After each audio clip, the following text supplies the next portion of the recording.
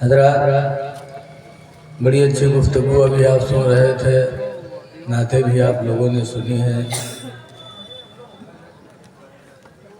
بڑی ہماری آپ کی خوش نصیبی ہے کہ ایک حضور سید زادے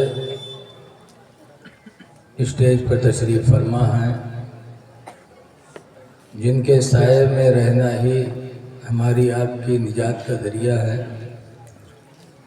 ایکو بند کر دو بھیا، مائک والے ایکو بند کر دینا۔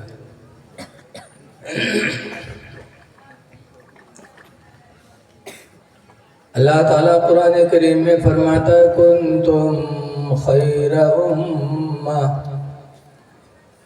اے میرے محبوب کی امت تم ساری امتوں میں بہتر ہو۔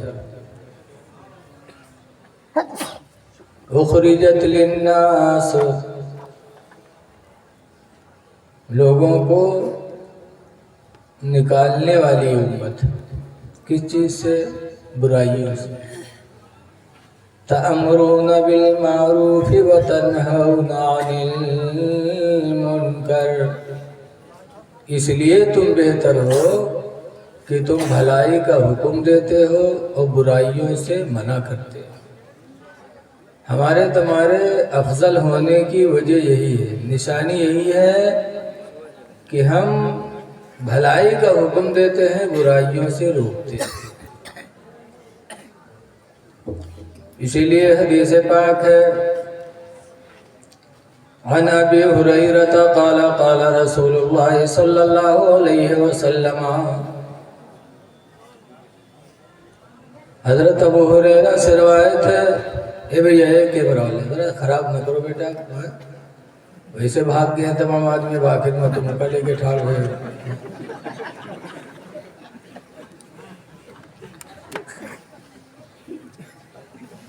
حضرت ابو ہریرہ رضی اللہ تعالیٰ عنہ سے روایت ہے، فرماتے اللہ کے رسول نے ارشاد فرمایا، سیٹی بند کر بھیا ہے، سیٹی بند کرو، ایگو بند کرو، آواز بالکل صاف ستھری رہے بس۔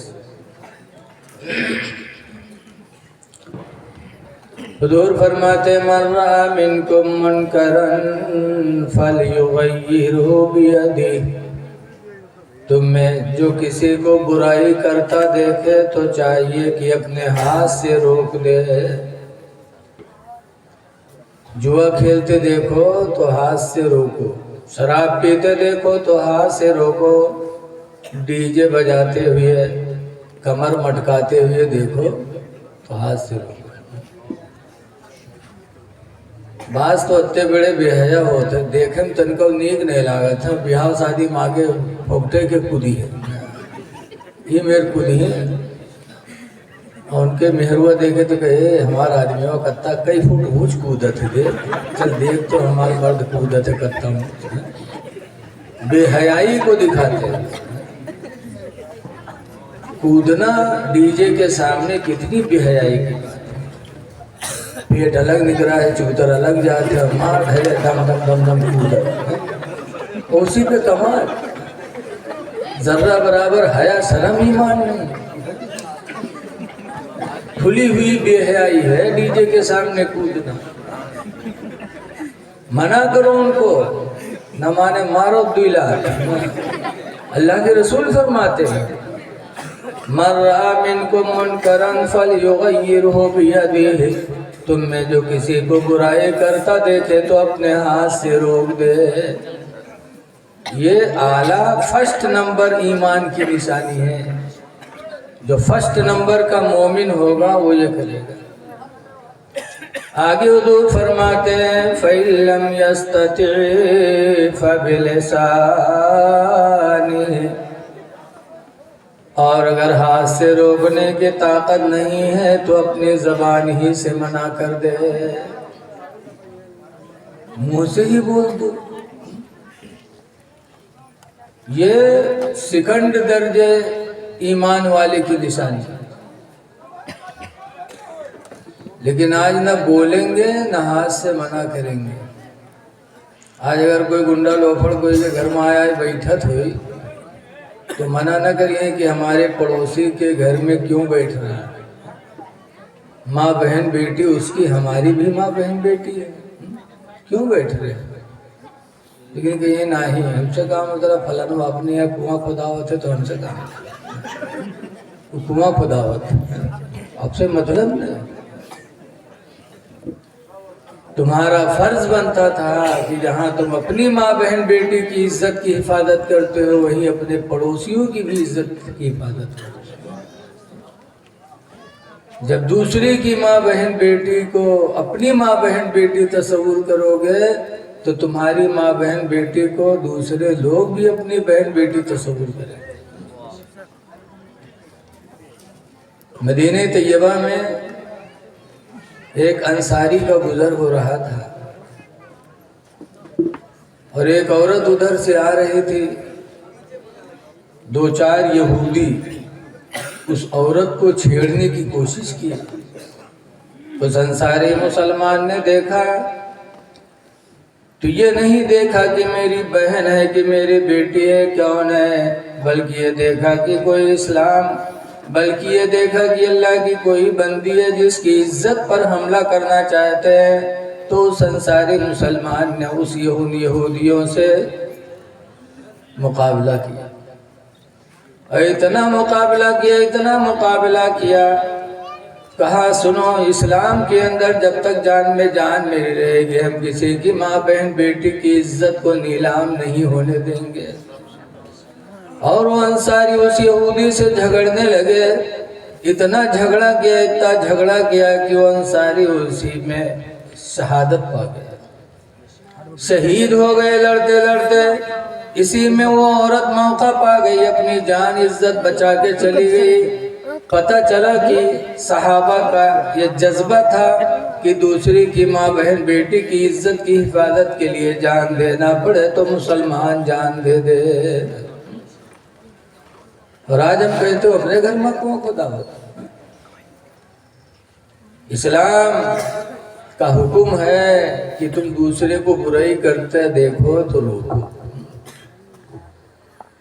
وَإِن لَّمْ يَسْتَطِعْ فَبِقَلْبِهِ، لیکن اگر کوئی زبان سے بول بھی نہ سکے، ہاتھ سے روک بھی نہ سکے تو سرکار فرماتے ہیں اپنے دل ہی میں کم سے کم برا مان لے.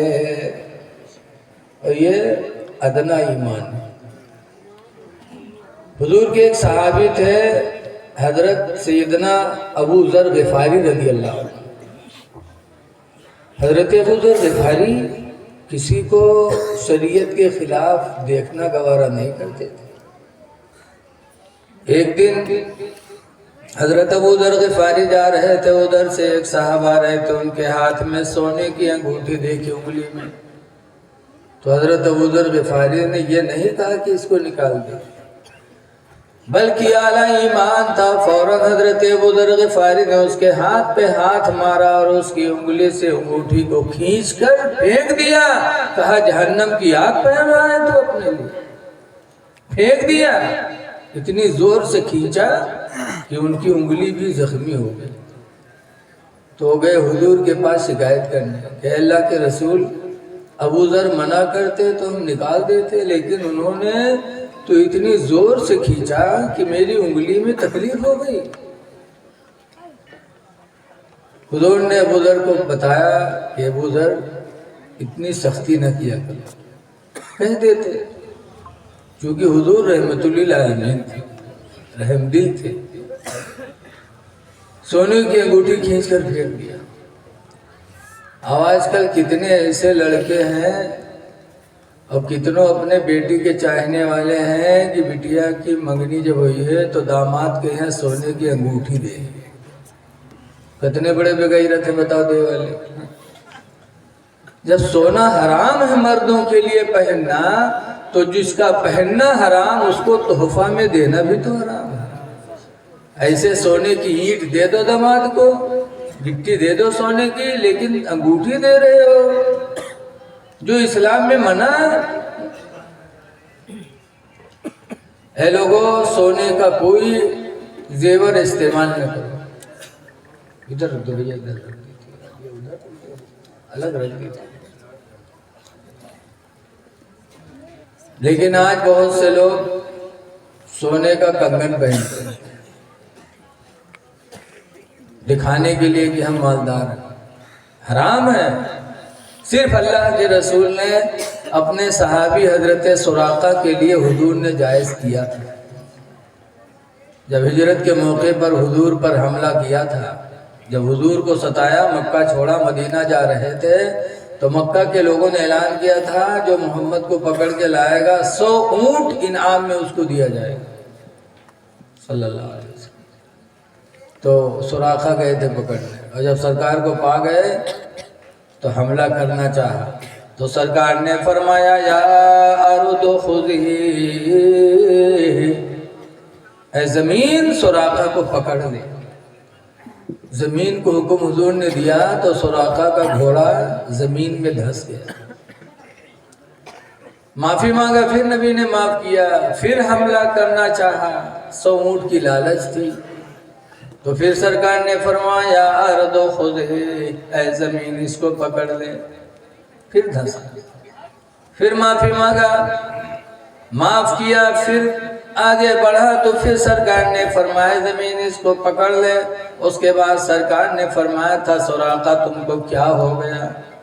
میں نے تو تمہارے ہاتھوں میں کسرا کا کنگن دیکھ رہا ہوں، کسرا کے کنگن، یعنی تم مسلمان ہوگے اور مجاہد بن کے جہاد کرو گے، اور جہاد میں کسرا کو فتح کر کے اس کے کنگن تمہارے سونے کے ہاتھوں میں آئیں گے، سونے کے کنگن۔ اور یہی ہوا کہ حضور کے زمانے میں باحیات رہے، حضرت ابو بکر کے زمانے میں باحیات رہے سراقہ، اور حضرت ابو عمر رضی اللہ عنہ کے زمانے میں جب سراقہ بیمار ہوئے تو اتنا بیمار ہوئے کہ مدینے کے لوگ دیکھنے چلے۔ حضرت عمر بھی گئے، جب گئے تو کہا سراقہ کیا حال ہے؟ تو سراقہ کہتے ہیں موت کے بستر پہ ہوں۔ تو حضرت عمر نے کہا تھا سراقہ ابھی تم کو موت کہاں آئے گی؟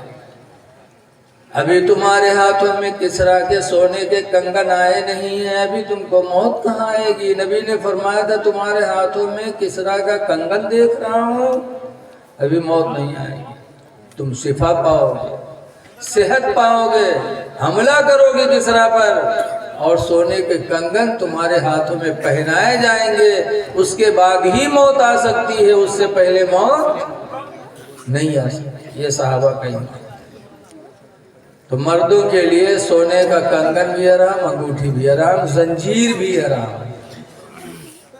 لیکن آج افسوس ہے، کچھ زمانہ پہلے جب مہروے بیوہ ہوتا رہا، آج عورتیں بیوہ ہوتا ہے تو چوڑی اتار کے کنگن پہنتے، اور کچھ نوجوان آج بہران ہیں انہوں کنگن پہنے گھومت، اللہ جانے ہی کب سے بیوہ ہوئی کہ کیا آدمی ہے کنگن پہنے گھومت ہے۔ کنگن تو بیوہ عورتیں پہنتی ہیں۔ آج ہمارا نوجوان عجیب ماحول پہ جا رہا ہے۔ ابھی ہم گئے تھے گونڈا تقریر کرنے، تو ایک لونڈا آوا موٹر سائیکل پر بیٹھائی کہ ہم کا چلا، تو اس کے بعد دیکھا تو پیچھے کانے میں یہاں گھرکی لٹ گئے، تو ہم کہیں یوں کہا ہے رے، تو کہا تیرے مولانا صاحب بمبئی عمران سوگ لاگ رہا ہے تو چھدائی کے پہن لیا رہا ہے۔ تو ہم کہا تو نہ تو وہ چھدائی کے بلاکا پہن لی تھی، تو کہا کہیں نہیں پہنے رہے، تو کہا تیرے مولانا تم تو عجیب آدمی۔ ہم کہا عجیب کا جب تجھے سوکے لاگ رہا ہے تو نتھنی پہن لی تھی۔ بتاؤ کیسے مرد، اللہ نے مرد بنایا اور بننے کی کوشش کر رہے ہیں۔ حدیث پاک میں عبداللہ ابن عباس قال لعن رسول اللہ صلی اللہ علیہ وسلم علی المشبہین من النساء۔ حضرت عبداللہ بن عباس کہتے ہیں کہ اللہ کے رسول نے ان مردوں پر لعنت فرمائی ہے جو مرد عورتوں کی طرح بننے کی کوشش کرتے ہیں۔ مرد بنایا عورتوں کی طرح، نہ موچھ نہ داڑھی، سب سماچا، عورتوں کی طرح نہ بنا۔ لعنت ہے رسول اللہ کی اس مرد پر جو عورت کی طرح بنے۔ محرم کی تقریر کر کے بمبئی سے آ رہا تھا، اور بمبئی جا والے جانا تھا، جیسے پشپک میں بیٹھو چھوٹا تھے ویسے تاڑی بجائے والے آئے جاتے ہجڑ ہوئے، اور تاڑی بجائے روپیہ مانگا۔ تو ہم جہاں بیٹھے رہے تو تھے 8 10 نوجوان بیٹھے رہے، سب کا تاڑی بجائے کے گال پکڑ روپیہ لی، ہم تو پہ بیٹھے رہے، جب چلے گئے ہجڑوے تو بھی سب کہا تھا حضرت آپ سے نہیں کچھ کہے، تو ہم کہا جب وہ اپنے اسٹاف میں یہاں کام ہوئی ہوا تو دوسرے اسٹاف میں کہا، ہر آدمی اپنے اپنے اسٹاف سے فائدہ اٹھاتا ہے۔ ارے اللہ نے مرد بنایا ہے تو مرد بننے کی کوشش کرو، مرد بن کے رہو۔ پھر فرماتے وَعَلَى الْمُشَبِّهَاتِ مِنَ الرِّجَالِ، عباس فرماتے ہیں کہ اللہ کے رسول نے ان عورتوں پر بھی لعنت فرمائی جو عورتیں مردوں کی طرح بننے کی کوشش کرتی ہیں۔ آج عورتیں بال کٹوا رہی ہیں، لڑکیاں، جبکہ لڑکیوں کے لیے بال کٹانا منع ہے، ناجائز ہے۔ اگر وہ انہوں کے ہیں تو عمرہ حج میں ہے، انہوں کے ہیں تو منڈی کی حجات، دیکھیں میں یہاں چڑیلی لگتی، لیکن اللہ کے رسول نے اسی لیے عورتوں کو بال مڈانا منع کیا، کٹوانا منع کیا۔ تو اے لوگوں، اللہ نے جس طرح فرمایا اس طرح بن کے رہو۔ بہرحال بات دوسری جگہ چلی گئی، سونا پہننا حرام تھا، ابو ذر غفاری نے انگلی سے انگوٹھی کھینچ کر پھینک دیا۔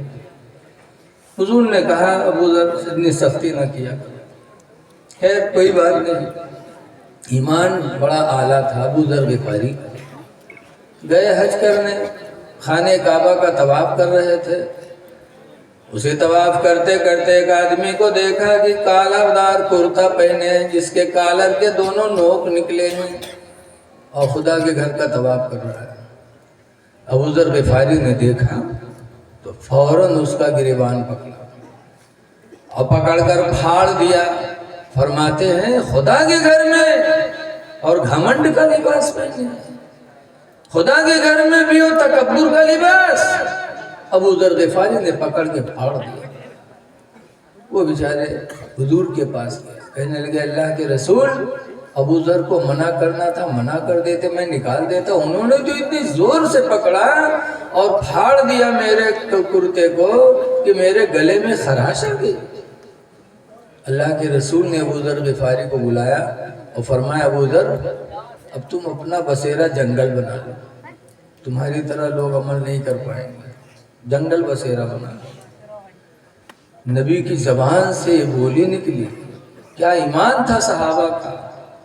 ابو ذر غفاری گھر گئے اور اپنی بیوی سے کہتے ہیں میری بیوی، اللہ کے رسول نے مجھے کہا ہے جنگل اپنا بسیرا بنا لو، اب مدینہ چھوڑو، نکل چلو اور جنگل میں اپنی زندگی گزاری جائے۔ اللہ کے رسول نے مجھے فرمایا ہے، کتنی خوش نصیب عورت تھی کہ اپنے شوہر کے ساتھ جنگل میں بھی رہنے کے لیے تیار ہو گئی۔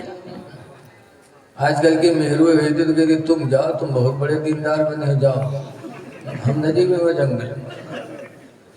لیکن جو اچھی عورتیں ہوتی ہیں وہ اپنے شوہر کے دکھ میں بھی رہتی ہیں، سکھ میں بھی رہتی ہیں۔ چل دی، میاں بیوی چلے گئے، نبی کی زبان سے نکلا تھا، چلے گئے، مدینہ چھوڑا، مکہ چھوڑا، جنگل میں اپنا بسیرا کیا، جنگل میں رہنے لگے اور رہتے رہتے رہتے رہتے یہاں تک کہ حضرت ابو ذر غفاری کے انتقال کا وقت آ گیا۔ کوئی نہیں ہے، بیوی ہے کہ خود ہے۔ جب جاگنے کا وقت آیا تو ابو ذر غفاری کی بیوی رونے لگی۔ جب رونے لگی تو ابو ذر کہتے ہیں کیوں رو رہی ہے؟ کہا کیوں نہ رو، ایک جنگل میں مسافرت کی زندگی ہم لوگوں نے گزاری ہے، آج آپ کے آخری وقت ہے، آپ کا وصال کا وقت ہے، میں کیوں نہ رو۔ اگر آپ کا وصال اسی جنگل میں ہو گیا تو آپ کی تجہیز و تکفین میں اکیلے کیسے کروں گی؟ آپ کی نماز کون پڑھائے گا؟ آپ کو دفن کیسے کیا جائے گا؟ میں تنہا ہوں، اس لیے میں رو رہی ہوں کہ اگر آپ کی روح نکل گئی تو اس جنگل میں آپ کی تجہیز و تکفین کیسے ہوگی؟ تو ابو ذر غفاری کا ایمان دیکھو، کہتے ہیں میری بیوی رو نہیں۔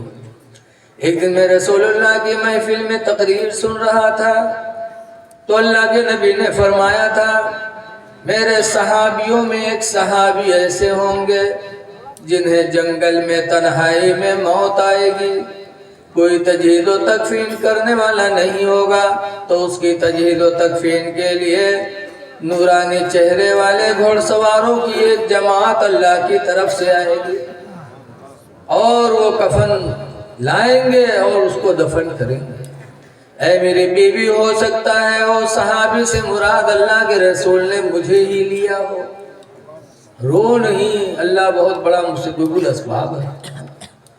پھر اس کے بعد ان کو جنگل میں موت آئی۔ ابو ذر غفاری کی بیوی کا بیان ہے کہ میں بیٹھی ہی تھی کہ اتنے میں نورانی چہرے والے گھوڑ سواروں کی جماعت آ گئی، کفن دفن سب ساتھ میں لے کے آئے، ابو ذر غفاری کو نہلایا بھی، کفن بھی پہنایا، نماز جنازہ پڑھ کے دفن بھی کیا۔ یہاں دو باتیں کہنی ہیں، ایک تو یہ کہ حضرت ابو ذر غفاری کا ایمان کتنا پختہ تھا کہ جو نبی نے فرمایا ہے وہ ہو کے رہے گا،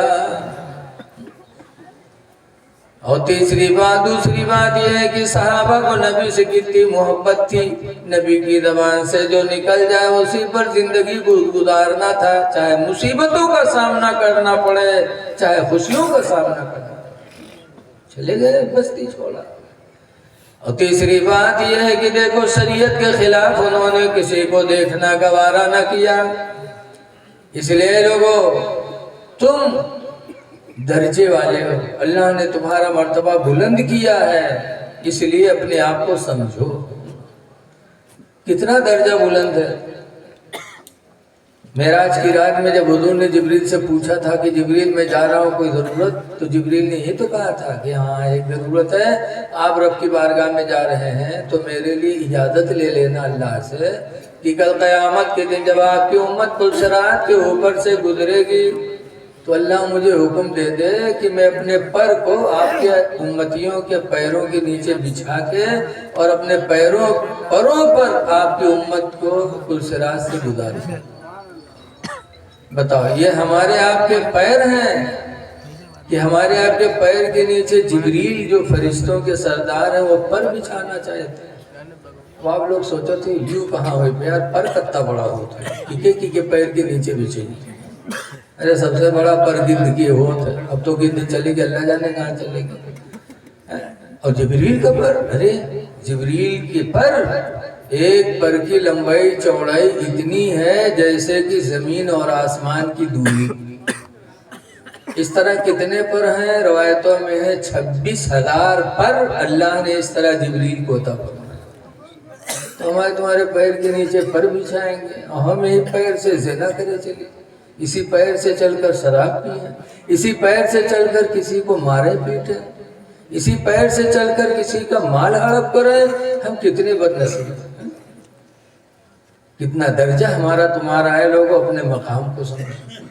اعلیٰ حضرت امام اہل سنت فرماتے ہیں پل سے اتارو راہ گزر کو خبر نہ ہو، پل سے اتارو راہ گزر کو خبر نہ ہو،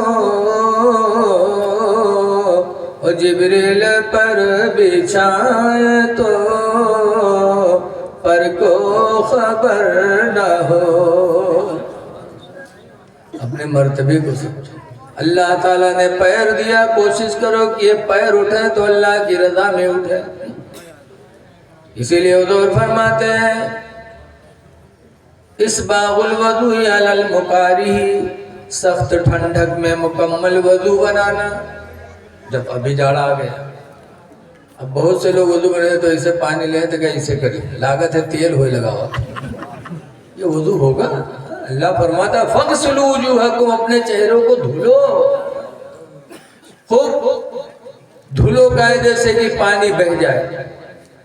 حضور فرماتے اسباغ الوضوء علی المکارہ، سخت ٹھنڈک میں مکمل وضو بنانا۔ وَكَثْرَةُ الْخُطَىٰ إِلَى الْمَسَاجِدِ، اور مسجدوں کی طرف زیادہ قدموں سے جانا، جتنے دور گھر ہو جماعت نہ چھوڑو، مسجدوں کی طرف زیادہ قدموں سے جانا۔ وَإِنْتِظَارُ الصَّلَاةِ بَعْدَ الصَّلَاةِ، اور ایک نماز پڑھنے کے بعد دوسری نماز کا انتظار کرنا. فجر پڑھ کے آؤ، کام اپنا کرو، دکان اپنی چلاؤ، لیکن دل میں انتظار رکھو کہ ظہر کی اذان کب ہو کہ ہم مسجد میں پہنچے. ظہر پڑھ کے آؤ تو عصر کے انتظار میں رہو، عصر پڑھ کے آؤ تو مغرب کے انتظار میں رہو. اگر یہ تینوں کام تم لوگوں نے کر لیا، مکمل وضو بنایا، مسجدوں کی طرف زیادہ قدموں سے گئے اور ایک نماز کے بعد دوسری نماز کا انتظار کیا، تو سرکار فرماتے فَذَلِكُمُ الرِّبَاطُ، اے میرے امتیوں یہی کام تمہارے لیے جہاد ہے. اللہ جہاد کا ثواب تم کو عطا فرمائے. تو ہمارا آپ کا کام ہے برائی سے منع کرنا، نیکی کا حکم دینا. اس لیے جو بھی زندگی کا لمحہ اللہ آپ کو دے تو ہم اور آپ خود برائی سے بچیں، دوسروں کو بچانے کی کوشش کریں. یہ اتنی بڑی جماعت آج حضرت مولانا عقیل صاحب، حافظ عقیل صاحب اور آپ لوگوں نے مدرسہ چلایا، چندہ دیا. آج الحمدللہ یہ حفاظ کرام کی جماعت تیار ہوئی ہے. یہ اسی لیے ان کو تیار کیا گیا ہے کہ یہ نیکیوں کی دعوت دیں، برائیوں سے لوگوں کو منع کریں. خوش نصیب ہیں آپ، لیکن یہ حافظ لوگ قرآن سنائیں گے، لیکن یہ برائی سے منع کب کر پائیں گے، نیکی کی طرف دعوت کب دیں گے؟ جب یہ حافظ ہونے کے بعد مولانا بھی بنیں گے تب. بولو، ورنہ صرف قرآن یاد کرنے سے آدمی مکمل دین پر عمل کیسے کر پائے گا؟ لہذا ضرورت ہے بچوں کے لیے کہ انوار شریعت، قانون شریعت ضرور پڑھ لیں، ورنہ اگر مسائل کی یادداشت نہیں رہے گی تو بڑا گڑبڑ ہوگا. نماز کیسے پڑھائیں گے؟ جیسے آج آپ کے گاؤں جلسہ ہوا، اسے گاؤں جلسہ ہوا، بڑے بڑے مولانا پہنچے اور مدرسہ وہ مسجد میں رہا ہے، وہ مسجد میں ایک حافظ جی امامت کرتے رہے. حافظ جی دیکھیں بڑے بڑے مولانا کا تو گھبرانے کہیں کا لاگت ہے آج جیسا کہ نماز نہ پڑھاوے پہ کہا کہ اتنے بڑے بڑے آئے ہیں تو گھبرانے. حافظ بہت سے لوگوں کا نماز پڑھاوے بہت شوق ہوتے، پہلے مصلی سے دائق بیٹھ جاتے ہیں. تو حافظ جی گھبرانے کیا، اتنے بڑے بڑے مولانا ہے، لاگت ہے آج نماز نہ پڑھاوے ملی کہا. تو گئے مسجد کے صدر صاحب پاس، صدر صاحب سے پوچھیں صدر صاحب آج عشاء نماز کو پڑھے؟ کہیں کہا بات حافظ جی، کوئی بات ہے کہا. کہنے اتنے بڑے بڑے مولانا آئے ہیں سب جبہ صافہ باندھ کے، نماز کو پڑھے؟ کہیں کہا بات کچھ بتائی ہو. تو حافظ جی کہتے سنو کہ جتنے مولانا آئے ہیں ان میں کونوں کہیں 10 سورت یاد ہوئی، کونوں کہیں 20 یاد ہوئی، بہت یاد ہوئی تو 25 سورت یاد ہوئی، اور ہم حافظ قرآن ہیں، ہم کا 114 سورت یاد ہے. تب تو صدر صاحب کہیں جب ان کا سب کا 10 یاد ہے، 15 یاد، 25 یاد ہے، تم کا 114 یاد ہے، تو تم ہی پڑھی اور کو پڑھی. تو کہیں تو جانے رہے ہو تو کہ